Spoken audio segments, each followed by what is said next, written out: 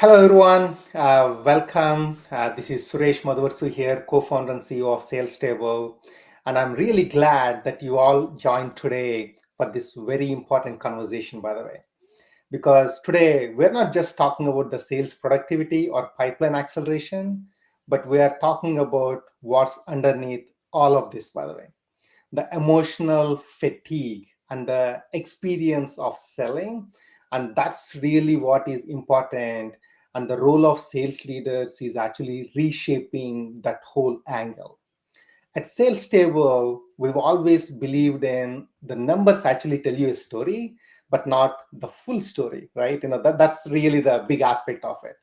Behind every quota, every dashboard, every closed deal, there is a human that is navigating pressure, performance, expectations, and more increasingly, burnout.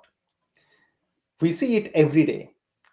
Reps doing all the activity but losing belief. Managers caught between metrics and morale, and deals that are stalled not because of lack of strategy but because emotional fatigue. And that's really why we are hosting this session to help sales leaders like yourself not to just lead with metrics but with meaning.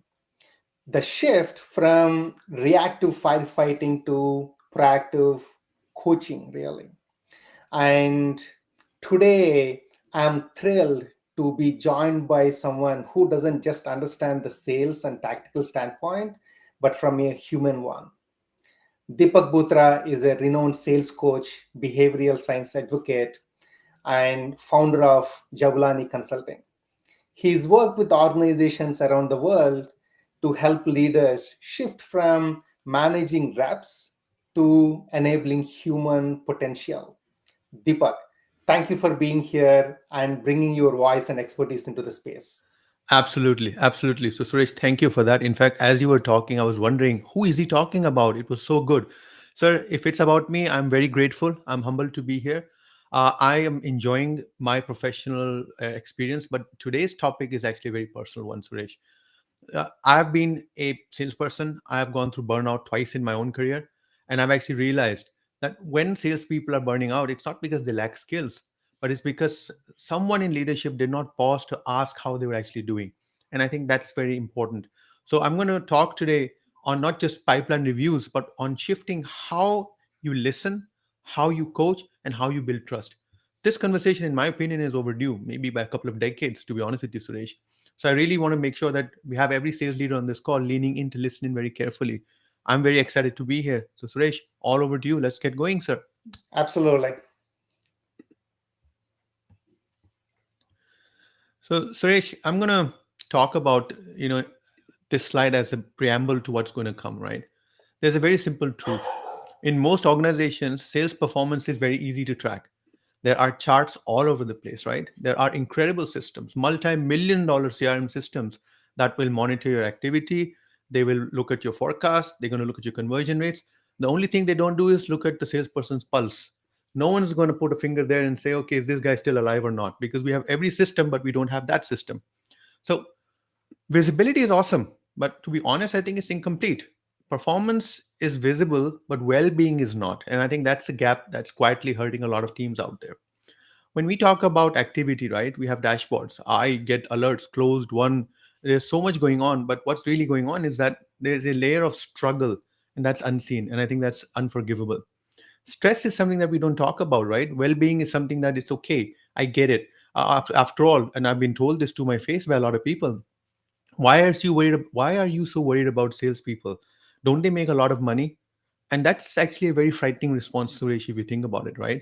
Just because you pay someone doesn't mean that you can flog someone or go to make them go through the slog. At the end of the day, there's a human layer to it. And post COVID-19, I've actually seen a lot of things changing. The top topics and conversations really need to progress. Whatever stigma was involved needs to be shed aside. So let's stop second guessing. Let's stop allowing salespeople to question their value. Let's look at their belief system, right? So my request is to look at what's happening. On the surface, you look at performance and you see it, but there's this iceberg. And underneath that is actually serious issues around stress, around agony. And that's where the conversation needs to change. We need to actually respond with a very different feel and look as to what sales leadership coaching looks like going forward. So that's what I'm going to focus on as we move through this presentation. I'm ready to move to the next slide, Suresh, if you are. So, Suresh, we are going to touch upon five big buckets in today's conversation, right? So, the time we're going to spend together is going to start off with the emotional reality of selling today, right? There are a lot of things that are going on. There's an emotional cost to sales teams. We're going to talk about that. We then move on quickly to talk about some of the warning signs. It's really funny. People ask me, I don't like talking about mental health. So I ask a simple question. Do you ask people, how are you today? That's a good question to start with. And believe it or not, underneath that question is actually a question about mental health, if you think about it.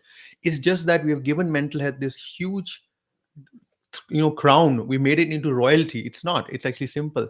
If there's one thing that actually unifies all of humans on the planet, is the fact that we actually have senses that actually make us problematic, right? And that we recognize that in each other.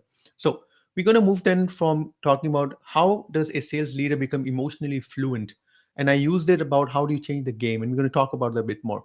Then Suresh, we're going to have you talking about how sales table actually integrates this entire thought process and actually gives the sales leader the tool that he may have been missing till now to coordinate this entire effort. Otherwise, it remains what we call touchy feely, right? Now, and then of course, we're going to pivot off. You cannot have a session where we talk about some very smart tactical things that sales leaders can immediately apply to get some low hanging fruit, right? And we're going to get into that as well. Absolutely. Suresh, So, I'm ready to move yeah, on unless you have a question. Go ahead, go ahead. absolutely. One of the things that I'm really excited about, Deepak, is a lot of discussions that we have around, either they are too strategic where people really talk about the 10,000 foot level, or they are very execution level oriented. But I'm really excited on how we've been planning to really discuss with other sales leaders, as to say, not just focus about the strategy, but really bring those realities through execution. And that's really where I'm super excited for today, Deepak. Yes. And as you say that, I want to just give a message to everyone on the call. We are not here to say that, hey, sales table is going to replace you, the human leader. That's not the purpose of this conversation. What we're saying is that everyone talks about artificial intelligence. And just for 1 second, just humor me, everyone. There's nothing artificial about artificial intelligence. Whatever it's built on is built on human intelligence that's been interpreted by an engine, right? I am asking salespeople and sales leaders to look at artificial intelligence as a way to create augmented intelligence for salespeople. What that does, it actually changes the entire thought process. Artificial intelligence is just a means to an end. At the end of the day, in B2B sales, your salesperson owns the relationship. He still owns the integrity of what's going to happen there, right?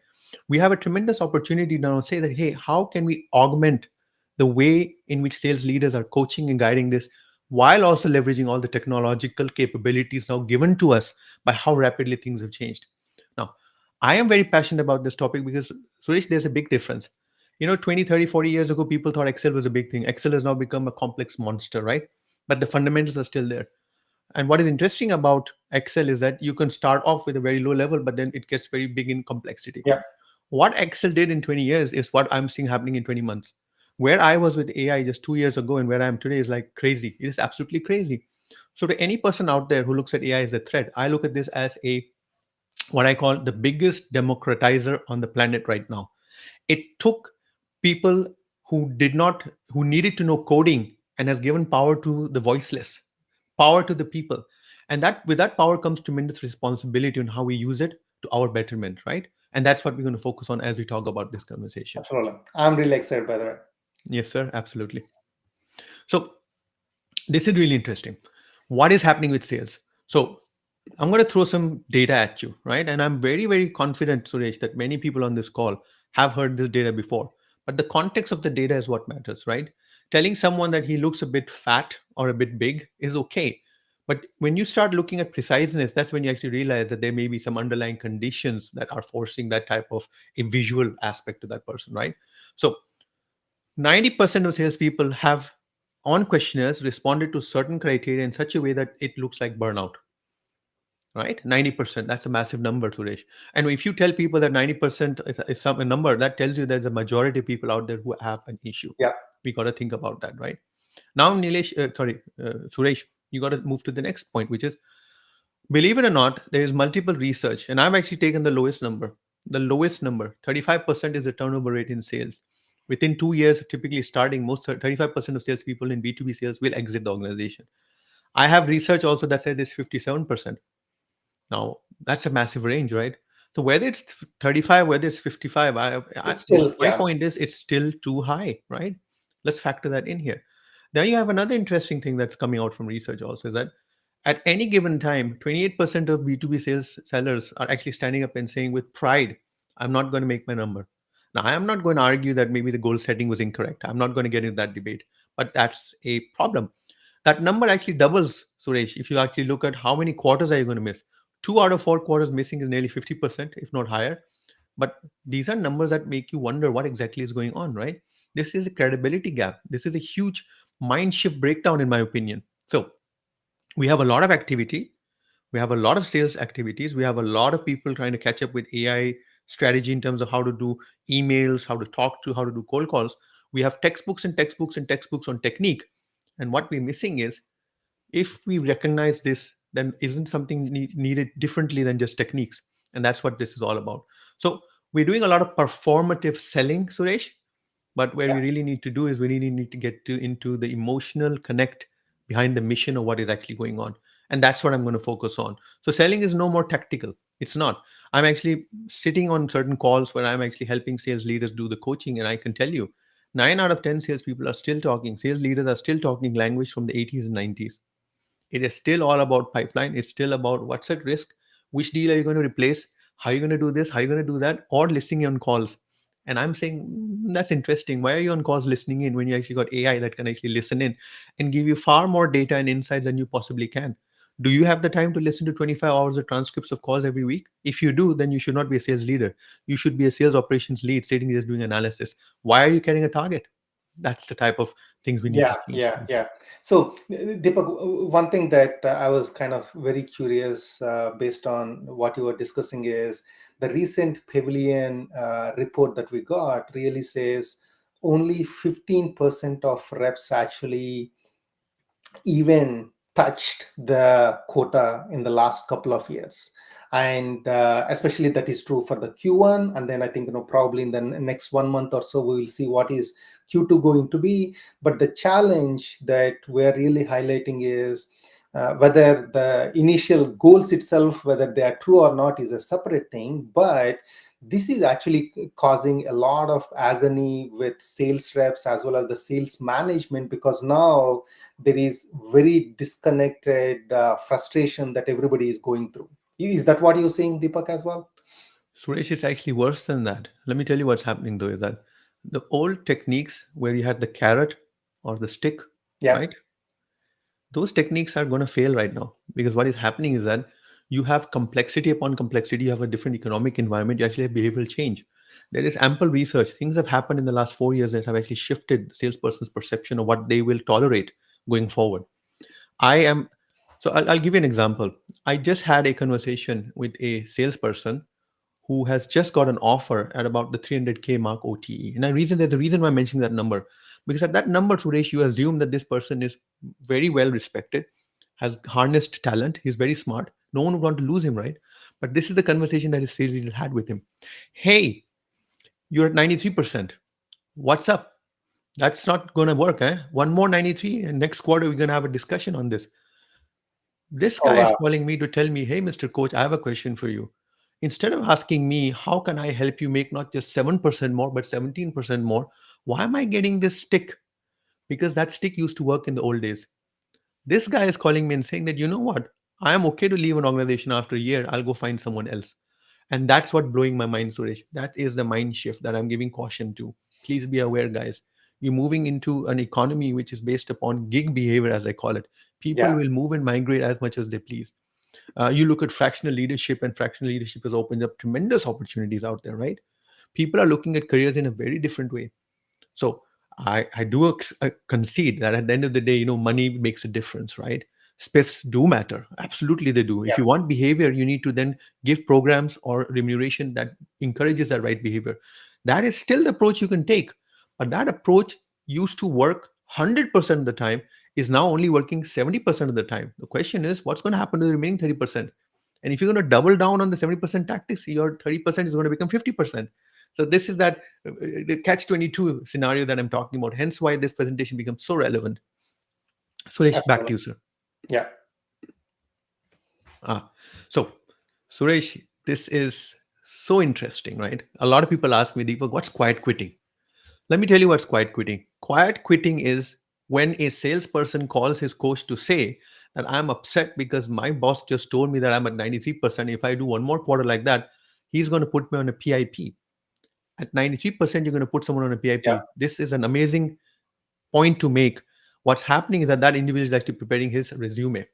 And what is going to happen is that he's going to switch off. He was actually telling me that he's actually dialing down into calling in some of the calls, because what's the point of doing all that with all this nonsense? I can work as hard as I want. I can join all the calls as much as I can. I don't want to do performative stage management anymore, Deepak. Whoa, whoa, whoa. What's going on here? Because I was raised in sales. You're going to smoke cigarettes, blow them in people's face. You're going to say whatever you want because you're a salesperson, you command the room. Well, that changed. That worked 2 decades ago. Then we quickly got to a point where people stopped smoking in each other's faces, right, Suresh? We changed our attitude and our behavior. Then we got into other things, that you will talk to people in a certain way, you will not talk to people in a certain way. We Yeah. changed. And this is now the next inflection. That next inflection is you got to change the way that you've been approaching sales coaching, ladies and gentlemen. Now, people may not resign, but they've started doing certain activities. They're logging in a lot of activity. CRM is blazing, but look very carefully as to what are they writing in CRM. It's like, you go to chat gpt, Suresh, and you write to chat Yeah. gpt, hey, analyze my resume and tell me how to improve it. It throws back to you 300 lines. You take that 300 lines and you drop it into your CRM and say, hey, look, this is the update I've got. I've done some research on my customer. This is their buying behavior. This is what's going to happen. Now, when you take that information, actually realize that 300 lines is awesome, but only 70 lines mattered. What are we doing here? It's the same thing with CRM. You need to actually dig in and see, is it relevant what's being put in there? Team meetings. Here's a simple indicator as to when someone is disenchanted. Their cameras will be off. They're going to sit there actually literally looking at their nails or looking at the sky. I kid you not, Suresh. I've done a lot of analysis. I've looked at calls as well, and it really strikes me as to what's going happening. And here comes the best part. They either ignored, or someone says, yeah, fine, he's in a bad mood. Well, why is he in a bad mood? What's going on? Yeah. Because if you have this on a what I call chronic level, then you're going to have a problem, right? So a lot of other things that happen. You will actually see people doing a lot of performance theater. Oh, I'm busy. I'm this. What are you busy at though? Because they're busy at noise. They're not busy at the right thing. So there are 20 things that a salesperson can do. But you and I know, Suresh, that there are only four things that are going to move them 80% of the time to get to the quota. And if they're doing 20 things, but they're not doing the right proportion on those four, you have a problem. Track that. Look at it very, very carefully. So to be honest with you, our job as leaders is to look for that emotional absence and try to make sense of it. And that emotional absence comes in many ways. The problem is that most leaders are busy measuring what's visible. They're not inquiring as to what is going on with all this quietness, restlessness, right? So the tone, the questions need to change. And that's what we're going to talk about as we move on, Suresh. We're going to talk about what needs to happen. Gotcha. So, Deepak, this brings in a important topic that we keep talking to. We mean a lot of sales leaders as well, which is everybody is doing the check boxes. Hey, did you send a follow up email? Yes, I did. Did you update the CRM? Yes, I did. Yes, But I did. then, are you doing it with that enthusiasm, that level of belief in the product and the company, and then what you are creating the value? I think that is really where a lot of leaders are saying that they are missing as part of their team. Some are really good at recognizing that because they want to fix, and some they don't even know that problem exists or they don't even acknowledge. And that I Good. feel is the major challenge for any leader to actually create that pathway for revenue growth, especially in 2025. Suresh, I'm going to give you a hint. And I'm going to actually ask the audience to listen very carefully when you talk about sales table. When I talk to sales leaders, they tell me, I hear you, Deepak, but what does that all mean? I just do not have the time to listen to 10 calls, listen to 10 CRMs, and read every line in there. And my response is pretty simple. That's not what I'm saying. That's not what I'm saying. I don't need you to read everything. I need you to understand there are ways to decipher. Now, if you need someone to read something, hey, guess what? There's this little thing going on right now called AI, Suresh. I've heard it's being embedded in a lot of tools, right? So if I am looking at call analysis, I mean, we have companies like Gong who've been at this for more than a decade now, right? Exactly. They've been at it. They've actually given so much to the world. It's amazing. We now have at least 10 platforms or 10 opportunities out there. And by the way, like I said, power to the people. I, in my own practice in coaching, I'm using AI on a daily cadence. I actually go through two, three different platforms. When I'm on a call, Suresh, I actually have two or three different recorders coming into the meeting because I am actually saying, hey, I'm okay to pay 20 times three, but the value I get is 5x. And that Yeah, value is what I'm asking sales leaders to do, is that how do you take away some of this grunt work, right? Outsource it. But then what you get back, and if you can actually train your AI to actually understand your style and what you're looking for, you can actually get a great perspective. Today, as a salesperson, sometimes I'm with customers. I actually have tools that actually are on the screen telling me, hello, you've been talking for 1 minute, 50 seconds, Deepak. Please stop. exactly. It's Yeah, there. It's absolutely there.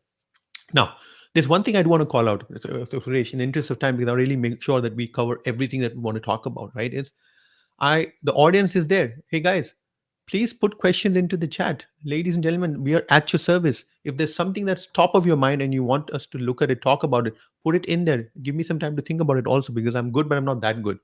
And by the way, any question, comment that comes in, if Suresh and I cannot, in the interest of time, get to it, more than happy to have a commentary or a discussion on the LinkedIn event comments at the bottom. So feel free to write a thesis, ask Suresh and me anything you want to do. Suresh is at your service, I'm at your service. So our relationship doesn't end in the next, let's say, 38 minutes, right, Suresh? It's something absolutely. that we'll carry on doing for you guys. So Suresh, I'm okay to move on to the next slide if you're okay, sir. Yeah, and to add to that, Deepak, we actually have a surprise white paper for folks to download soon after this one. So stay tuned, and we will give you the link and everything, just so you can actually go back and implement whatever we talked about during this discussion. By the way, Yep. so to keep on the So discussion, this slide is just to keep the pain going on, right? So when we talk about science, there's always an impact to it, right? These numbers I would say at the lower end, because at the end of the day, my own maths tells me that for if you're paying someone X, you're gonna at least lose 2x when that momentum is lost. So you're looking at 100 to 300k dollars worth of impact to your bottom, to your opex or to your structure. This is, and to be honest with you, this is just the direct cost. So there's also so much indirect cost that happen. Let me talk about this indirect cost. When silence becomes survival, you'll be surprised that a lot of people in a group, and I realized one thing: misery loves company, Suresh. Misery loves company. And when you have people that are miserable, you can have lots of intervention, you can talk about productivity, but everything you're doing is reactive. It's now cultural toxic. You're going to have people at a water fountain talking about how bad they feel. And let me give you a little hint here, guys. Every day you wake up and you read something about tariffs, you read something about prices going up. Here's the fun part, right? We can tend to predict misery, and then ultimately misery arrives, and we like, we predicted it. You actually accelerated it because you kept talking about it. When we could have stepped back and actually asked ourselves a simple question: if this is happening, what exactly is the impact to my business? And we just spreading, instead of positivity on how we're going to react, we are more reacting to the negativity, and all that happens is this loop. Forecast. You're going to actually realize that what was an invisible disengagement has actually gone into your forecast. You're going to see the numbers start to fluctuate badly. Your predictability is gone. And here's the message to the sales leaders on this call. Suresh, whether you like it or not, sales leaders, you are sales leaders because you have inherited an uncomfortable throne. You were exceptional at what you did. Someone said that we like to give you an opportunity to make other people exceptional. And in that process, you really need to understand whether you're human or inhuman or subhuman or par human. I don't know. What I do know is sales leaders have the biggest burden on the planet. Not only do they have to look up and give a strategic input into where the numbers are going to end up, but they also need to look down and manage this ambition, this yeah, team. Half of the team goes in one direction. To me, the other half goes in another direction. To me, this means one simple thing, Suresh. You actually have a scenario where there's immense overload emotionally on a sales leader. He doesn't acknowledge it because guess what? He cannot walk up to someone and say that the unbearable lightness of beating up, getting beaten up in sales. No one wants to listen to you because everyone is looking at the fact that you're driving a shiny Mercedes Benz and you're earning more than the rest of the people, and that is an absolute pity. I've always said this to people: sales is a noble profession. I am proud of the fact that salespeople are some of the biggest earners on the planet, because what's the other alternative? No one sells, and we are all doing what, bartering, back to the dark ages, I guess, right, Suresh? So Suresh, we can move on to the next slide. I just want to keep the momentum going on this Yeah. topic so that we So can get to. the one quick thing that I want to talk about is over here, what you put in over there as the financial impact is one thing. Even a lot of sales leaders don't even acknowledge. By the way, forget about Mhm. even that exists, because it's very easy to say if my sales reps don't perform, I'll just fire them and then hire somebody new. And but again, that works for in some scenarios for sure, but that is not a way to deal with, because now we are getting into the cultural toxicity, and then people working in fear, and then they don't want to commit failures, and then that is not a culture where people want to work for more time. That is Mhm. why whenever we now tie it back to the 35% churn that we are talking about, Deepak, it is clear, right? It is very evident why people are churning out, because on one level we need to give these reps, I mean, it doesn't really matter SDR, BDR, AE, and whoever is Correct. there, The but range. it's Yeah. really about how much of support can leaders give to these people who are actually doing the real work out there. And that's really what a lot of times we miss on the sales leadership side, and that's really grateful that you are talking about that now. Sure. Absolutely, Suresh. 100%, sir. You had me at hello. So, Suresh, this slide, I'm going to quickly just talk about a couple of things here. So, what is happening is that we have all these issues. We get it. I also don't want the sales leaders on this call to think that I'm throwing them under a bus. I am not. I'm simply acknowledging the challenges you face, right? So when we talk about emotional fluency, right, we need to start talking less about the problem and move more towards the possibilities. So let's do that for a second here, right? Now, emotional intelligence, in my opinion, is actually a big buzzword. Everyone talks about emotional intelligence. I'm just stop. It's about fluency. Fluency for a sales leader is simple: reading emotional signals, responding with presence, and coaching, not just about performance but state of mind, right? So you sales leaders on this call, right, most of them are being told, hey, I like you to forecast with precision. I need you to coach on technique, make sure that the guy is making 20 cold calls every day, stuff like that, right? I need you to onboard new reps at the same time, because guess what, 35% of the guys keep leaving every year, right? See, you're constantly onboarding new reps, right? We have a problem. Oh, at the same time, by the way, HR says, Mr. Sales Leader, the engagement in your team is very low. They don't come to any of the internal calls. They don't go to other safety meetings and stuff, because they're always selling, they're always outside. I need that also to happen. Wow, that's interesting, isn't it? Do we pay salespeople to stay in the office, or do we pay salespeople to be outside of the office? It's one of those Yeah. perennial conversation that you can have, right? And you got to retain talent. That's the reality that you're working in, right? Now, on top of this, understand, and this is something that I'm trying to explain to people, and I don't think people are getting it. Maybe we have forgotten what happened in COVID. When you lead teams that are now maybe remote, hybrid, or globally distributed, you now have more emotional fatigue that you brought into the mix. Your leadership role is even more complex than it was ever. You're now trying to build relationships because you've got this entire structure that has changed overnight. What used to be labor arbitrage is actually now emotional arbitrage. You have moved jobs overseas, you've brought technology into the fore, but we're still trying to work in the industrial age. And that's, I want to just call that one out, right? Now, what is the gap we need to close? The gap that we need to close is that we need leadership to be in reflective states, right? Yeah. We also need to make sure that those leaders are telling their salespeople, hey, how do I help you go from being reactive to reflective? Means think about what's going on. You need to understand how to decode the silence. It's very important, guys. Personal coaching, coach the person, not the problem. I see that you're at 93%. How do I beat you up so that you can get that extra 7%? No, no, stop. Exactly. I see you're at 93%. Tell me what's going on. How can I help you to get to the 7%? Same point, same ask, but just the tone, tonality, and pitch is very different. Pattern recognition, this is very, very, very important, right? Understand the silence, decode it, understand what's happening there.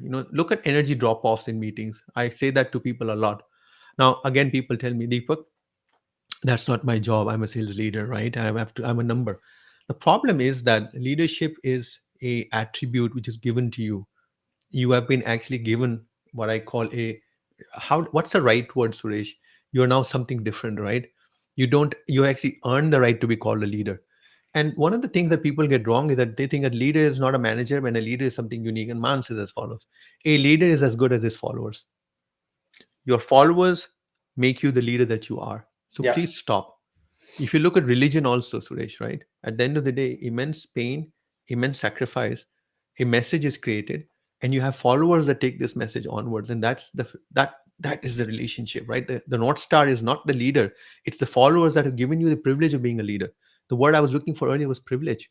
You have earned, you are a privileged individual as a sales leader. So let's act and behave like we are there, right? So I'm okay to move on, Suresh. Then we're gonna, I think I'm gonna hand over to you, sir, to talk about the tool a bit further, right? Absolutely. Yeah. Yeah. Thanks, Deepak. I mean, let's just bring this conversation from the strategic, understanding the pain points, and then how do we bring all this together in a much more execution oriented way for our teams that we are working with. And before I jump in, one of the things that we've seen talking to 400 plus sales leaders in the last 2 years is there are common patterns, right? Which is every sales leader has a challenge on how to help the teams. That's there across, that's universal.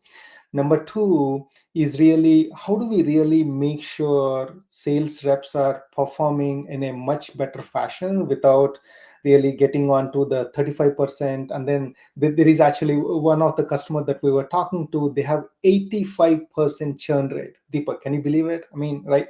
I mean, they were like, they are in the constant mode of they bring in people, they train, they stay there for 6 months. If they stay for 6 months, that's a good ROI for them, by the way, for that particular sales team, right?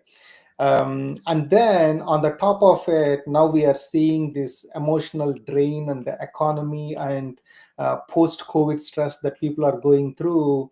It's very easy for somebody to say, hey, that's all normal. We've seen these cycles and whatnot.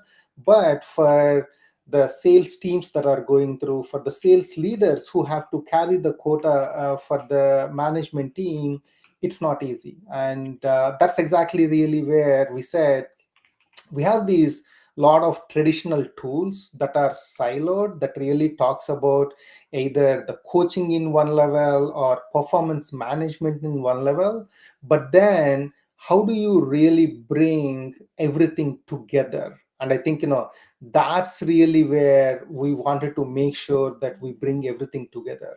So without further, what sales table really brings together is how do we really ramp reps faster, structured onboarding, role plays, coaching to cut ramp time and boost quota attainment. That's really the one area that we focus very strongly, followed by the rep performance is only as good as we need to have the data, we need to understand what reps are doing.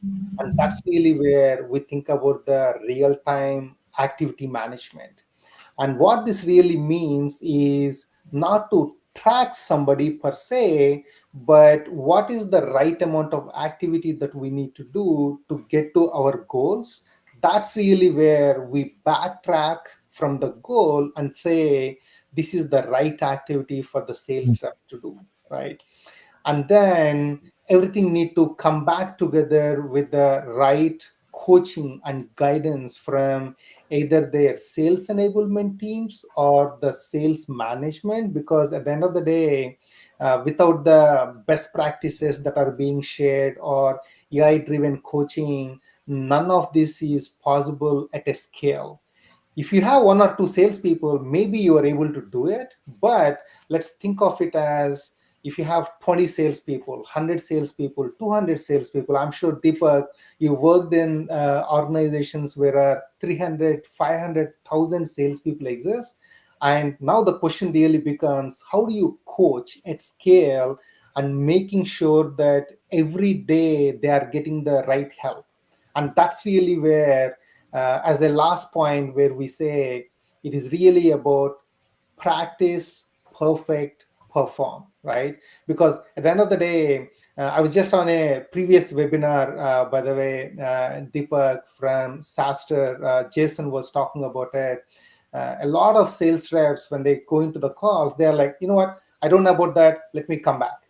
I don't know about this, let me come back. And then that comeback really frustrates a lot of prospects who are out there. So that's really where this last point for us, which is practice about all the objections that happen over a call or a discussion, the role plays that you have to really work with just before the call, so that you are much more confident when you go in front of the customer. That's really where we brought everything together. And Sales Table is that one all in one platform that helps you ramp faster, track smarter, and coach better, right? That's really what we have brought in together. To move on, so let's kind of really dig something deeper as to really see, there are these human signals, but we are not talking about sentiment scoring or vague mood metrics, right? We are really talking about very trackable behavior patterns that sales managers would otherwise miss, or it takes too much time for them to really understand. So let's kind of dig through some of them. For example, the daily funnel check-ins. Catch the real risk early on before the CRM actually shows anything. Sales reps log quickly the daily updates so that managers can see slow moving deals or the activity gaps, so that I can actually help my reps on how to take care of those. And now think about the training and the skill gaps. For example, when you are executing on a deal, you go to discovery calls, things don't move forward, or you go to the demo calls and the things don't move forward. That basically gives us some behavioral aspects of it, because if I go into a discovery call and things didn't really move forward, that basically it says two things. Did I ask the right set of questions during the discovery calls? Did I provide the right value during the discovery calls? Those are the questions that we need to ask, and then provide that guidance right then and there. Number two, let's say somebody goes to the demo calls and things don't move forward, then the question that we behaviorally bring it out is, are we providing the right demo of value to the customer? And once you bring that up, these are the kind of things that we want to really understand, what the skill gaps and that, right? So Yeah. again, we can go on and on, but the most important thing for us is, how is the entire team really bringing in? How are they collaborating with each other in terms of lessons learned, best practices, updates, and wins? Going to be the real important point. Because at the end of the day, Deepak, I'm sure you would have seen, it's not just telling about what happened. We need to know who is paying attention, what they are paying attention to, and that's exactly the place where we want to make sure Sales Table is actually bringing those Yeah. early signs in general. Correct, Suresh.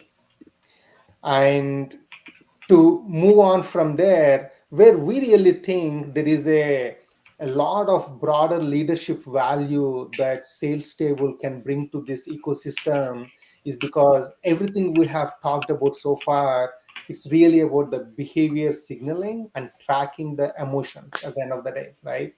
And it's transformational when you embed your daily rhythm, and that's exactly where we measure these benefits on every single aspect of it. Because clearly, every sales leader that we work with, they ask us few things. What are the KPIs? What should I really measure the success of Sales Table on?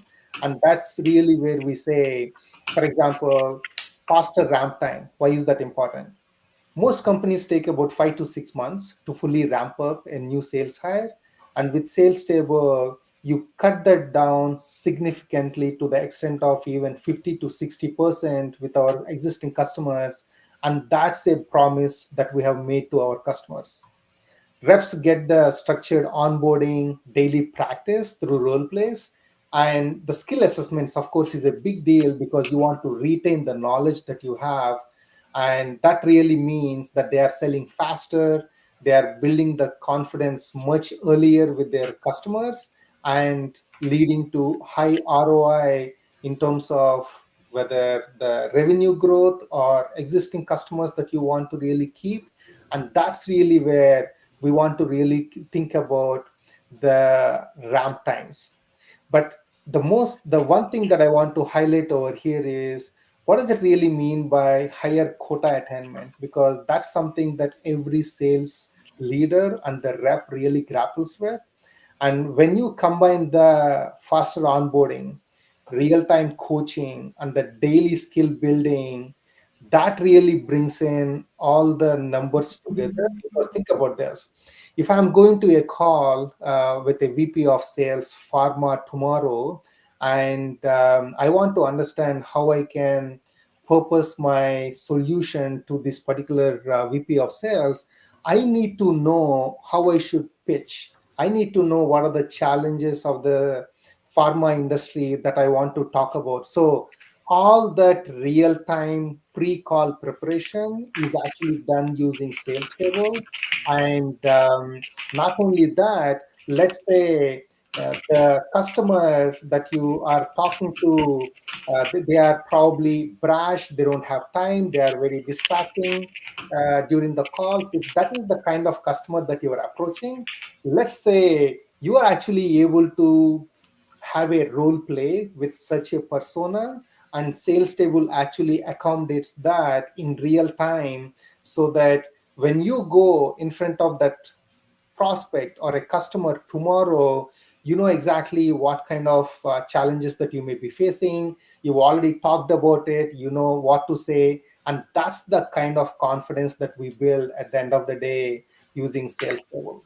So for us, it's really about accelerate clarity in your coaching and creating this emotional safety in your one-on-ones, and make the better leadership decisions backed by insight and not just with instinct, right? So that's really where we want to bring the data together. I think, Deepak, I mean, going back to your initial example, we want to provide the data, but also the behavior, so that it's not that I want to give the feedback at the end of the quarter, which is 90 days are already done.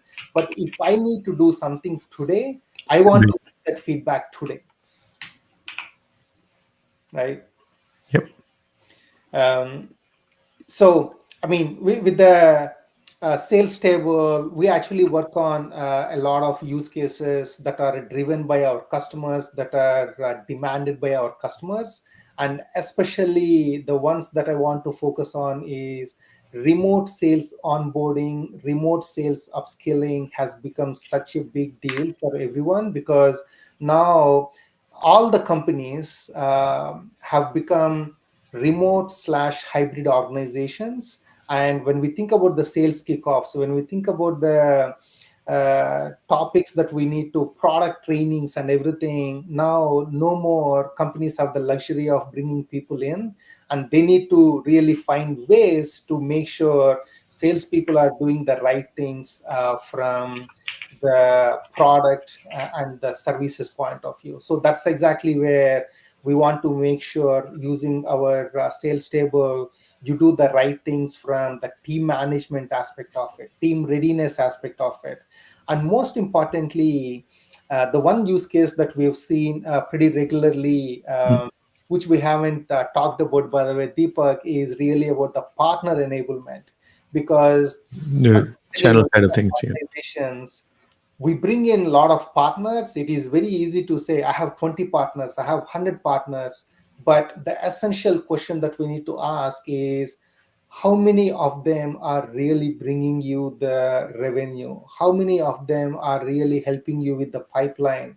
And that happens for several reasons, right? And one of the reasons that we realized with our customers is, when we bring in partners, we don't onboard them, we don't train them, we just we just throw out some powerpoints or docs, and then we expect them to actually go and sell for us. And that's not the case anymore. So that's really where we feel pretty strong about the capabilities and the behaviors that we bring out of sales table. Again, Deepak, you talked about a lot of AI, and for us, Yeah. is really embedded across sales table, whether it is about the role plays, whether it is about the sales manager who is a virtual assistant kind of chatbot for us. It is there to help sales reps 24 by 7, so that even if sales manager is not available, then you always have help that you need to go and really be confident at that point of time. Yep. So I would probably give it back, Deepak, on the next session here. Absolutely, sir. So, Suresh, that was a great conversation. And I think the reality is that when we talk about these topics, right, people always ask me a simple question. I get it. They sound very touchy feely. And what we're saying is actually that you take the touchy feely and actually give it form by talking about sales table, a product or a technology, or I would say the infrastructure, a process, actually, if you think about it, right, that allows you to now take all these things that we've spoken about and give shape to it, right? So we talk about a divine power, but then we have a way of figuring out what that divine power is. So that's to me is, and I'm not comparing Suresh, right? But Sales Table is now giving shape to this concept of how do we go about solving for that. So I'm going to try to bring everything together in a very simple way. Here are some tips that I've seen working very well.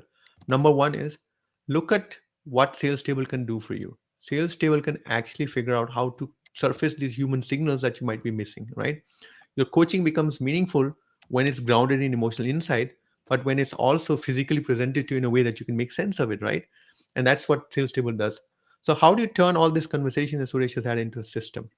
It's not a one off, right, Suresh? You can't do something one off. You need to have a system. And I've always told people systems provide you with scale, systems also provide you with structure, and systems can actually be optimized and improved because you have a feedback loop in it, right? So instead of looking at it that way, so a very simple place to start is a weekly burnout check in. Yeah, When you're talking to, when you're having even a 5 minute conversation, always try to embed the very simple things that I talk about.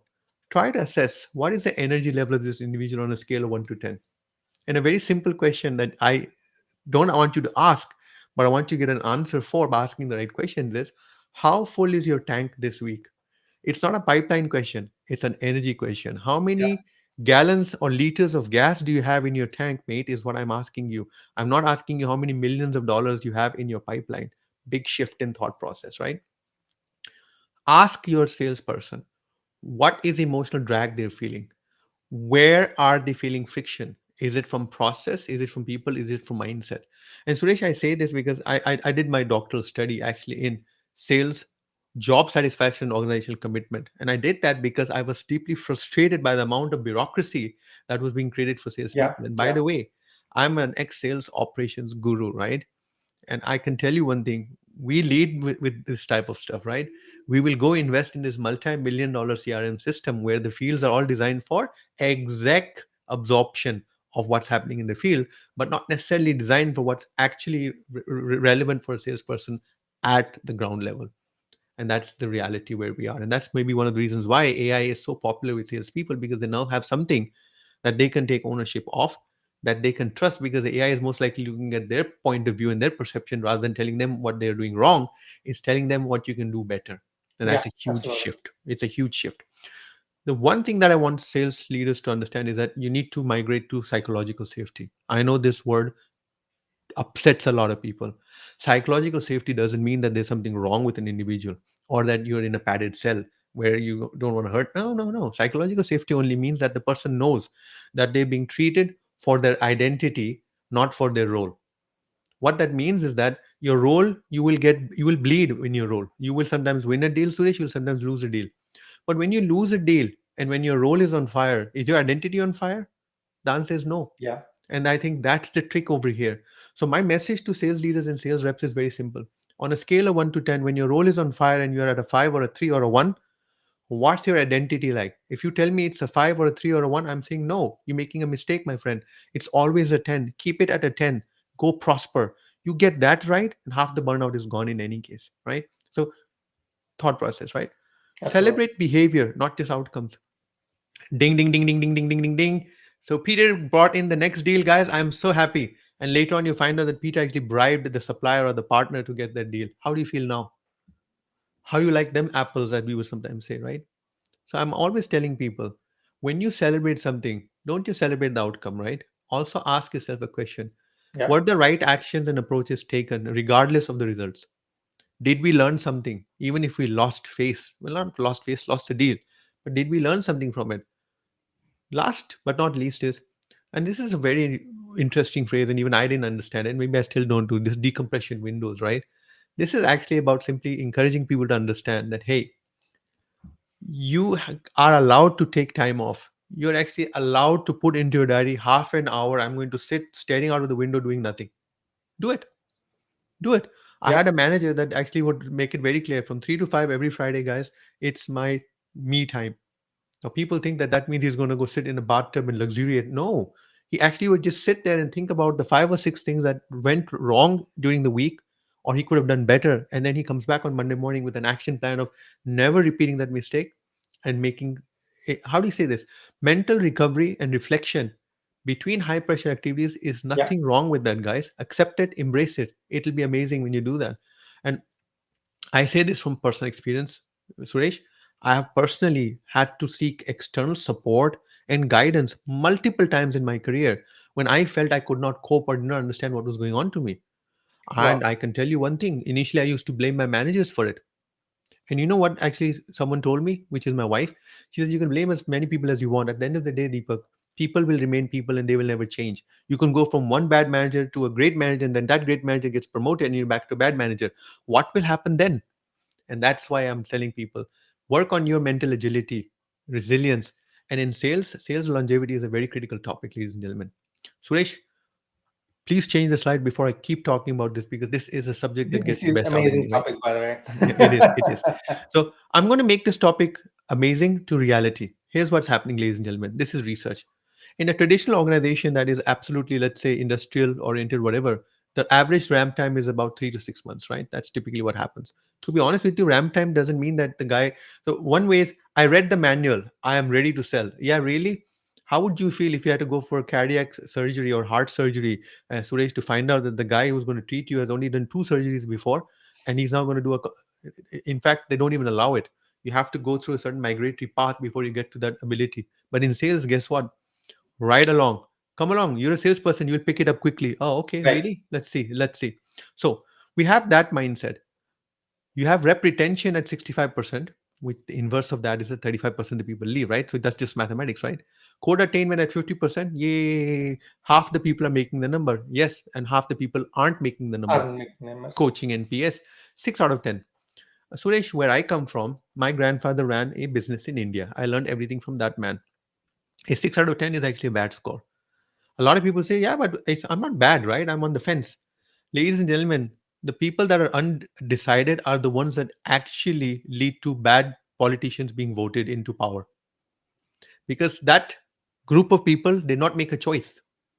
They decided Yep. either not to vote or they do something, and then you have a very spectacular outcome, right? The reality is that you cannot look at a number that's on a fence and call it good or bad.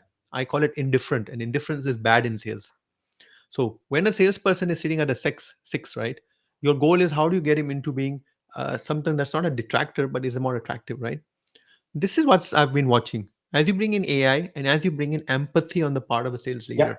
you bring a combination of a sales table like architecture, right? And you bring into that now a different way of doing things, a more authentic, a more open way of doing things. You will have doubling of impact. Effort also reduces, but I always tell people, what's the good of reducing time? I give time to sales back, right? But the guy doesn't go sell more, then what did you achieve? Then let him go home early, right? Yep. You Yeah. go, your ramp time can be halved, 6 to 3 months. Honestly, I've seen those results. Rep retention can actually go up as well, because now your rep is going to leave you for extreme situations Absolutely. only, not Yeah. for the easy. Water flows in the path of least resistance, Suresh. You got to understand that, right? Now, Suresh, I'm going to speed up here. Code achievement, coaching NPS, 75%, 9. These are all metrics that I think are very cool, desirable, right? Suresh, can we move on? I just want to, let's say we can just Absolutely. quickly wrap this. So, the closing messages that I want to share quickly, Suresh, right, is you have an amazing opportunity, a change in mindset, plus sales table as an architecture. You now, sales leader, move from being a number chaser to being a pattern detector. It's powerful. It is extremely powerful. And I really call upon you to think about the statement that I'm making over here. When you're a pattern detector, you're actually, if you think about it, AI come alive. Pattern detection is an AI attribute. That's why I keep telling sales leaders, you have got the power to take AI to make it your own AI, which is augmented intelligence. Think about that. It's very powerful, right? Now, you move from being a behavior auditor or technique auditor, actually is the right English to use there, Right. Yeah. technique auditor, you move to being an emotional ally. Now, please, again, there is a lot of people that talk and think about this as touchy feely stuff. What's an emotional ally? An emotional ally is someone that is simply giving you the support that allows you to develop your own emotional resilience by being able to talk about it openly, right? These are leading indicators. Modern leaders create space, they reflect, they just don't redirect. And that's what I would say. Take that, put it on a t shirt, and sell it, Suresh. Couple of $1 million right there, sir. Right? Now, move from being a quota manager to a culture shaper. It's extremely critical. Culture is what's going to actually retain salespeople, and culture is what's going to have that mood around the water cooler change dramatically. You involve, you got to make sure that you're evolving. Your goal is to going from managing motion to guiding meaning from that motion. Very critical. And I think that it's very important that we need to get sales cultures that are not just about production, but are about endurance. That's the message I would give on this slide, Suresh.